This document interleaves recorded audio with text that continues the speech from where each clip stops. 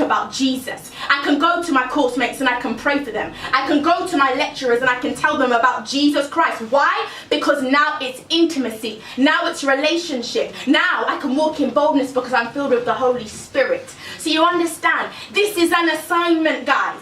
This is an assignment. When we go into these places, the best advice I can tell you guys is to live recklessly and ferociously in love with Jesus Christ, because he wants to roar through your life. I came to university on Monday, Tuesday, Wednesday, Thursday, Friday. I was in the club. You see me there again. I was giving myself reading weeks. My first year, my goal was to get 40%. And guess what? I got 41 and scraped getting into my second year. I was prideful. There was idols in my heart, addictions in my soul, such as one of them being makeup. All of the things that we come into university to do, you need to ask yourself, what is your goal? What are your eyes going to be set on? I need to understand what my assignment was. Because you understand, you come into university and you're thinking about, yeah, I need to get my new nails. I need to get my new nails. What about the nails on the cross?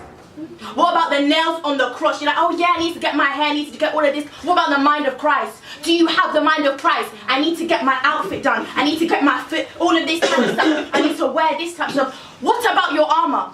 Are you dressed in the armor of God? People don't understand. This is a battlefield. This is war.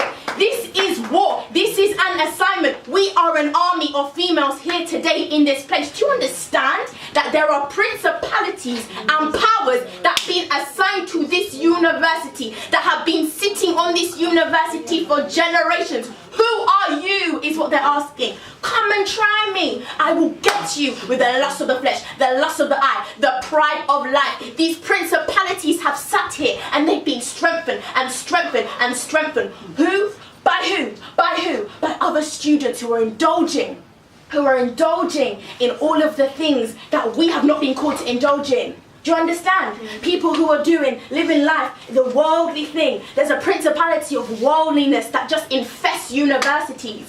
Why? Why do we have this? Because we're called to be a light. Because we're called to come into this place and conform it to the image of Jesus Christ. We're called to be lights, guys. We're called to come into places. This is the thing, okay.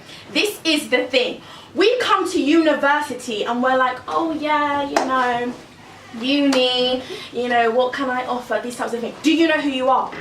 Do you know who you are? Do you know what's inside of you? Do you know what you have inside? Do you know what God has placed inside of you? A lot of us, you see, we're being whacked here and this way by people and demons and all of these types of things that are causing us to be afflicted. But God's called you into freedom.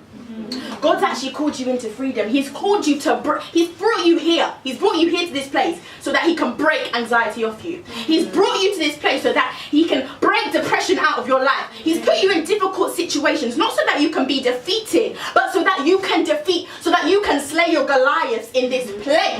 In this place. The Lord wants to move in this place. He wants to cause revival. People are dying at university. Do you know people are committing suicide? People are committing suicide because we are believing the lie that we cannot spread the gospel. That's why we're believing the lie that no one needs to hear the gospel of Jesus Christ. We came for a fellowship, we came for a fun time, but I can't leave this place. I cannot leave this place without telling you guys that we've got souls to save.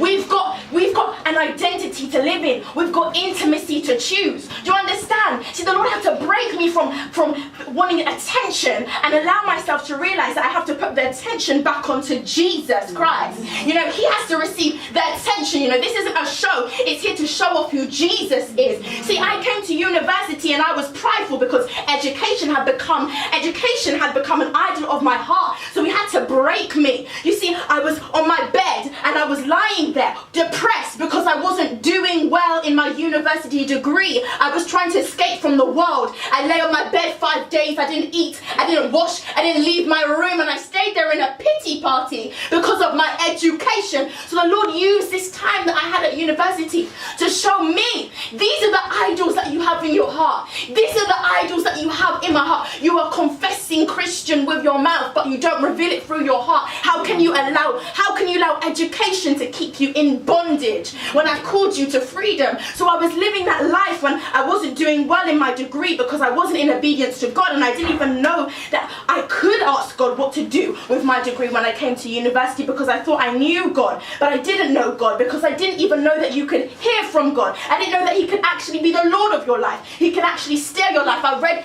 passages in the Bible, but they weren't a reality. They weren't a reality. I would read the Bible and I would think, yeah, I know what I'm talking about. I had no clue. I had no understanding. I had no revelation, and I had no intimacy with the Holy Spirit. This time that you have here is to cause you to be intimate with the Holy Spirit. We can't come to these fellowships and leave university and be the same and allow all of these things to keep us oppressed, because I was in that place and the only thing that kept me going was my worship. The only thing that kept me going was my prayer. Was it my degree that kept me going? No, my degree failed me, and my degree had me bedbound, crying every night, trying to escape from life through me sleeping. And even in my dreams, the enemy would haunt me because I would still be having dreams of me failing. The only thing that kept me going was prayer. The only thing that kept me going was worship. The only thing that kept me going was intimacy. And people ask, oh, why does God use you the way that he does? Why? Why? Because I've learned to be broken. I've learned to be broken in his presence. Some of us, we come to these fellowship events, but you won't catch us one-on-one in intimacy with Jesus when we're in our rooms. We come to these fellowship events and we won't tell God about our problems. We won't submit things to him, and then we want to do this and we want to do this, and we say, God, you're the Lord of my life. No, he's saying, I'm not the Lord of your life. Who am I to you? Who am I to you?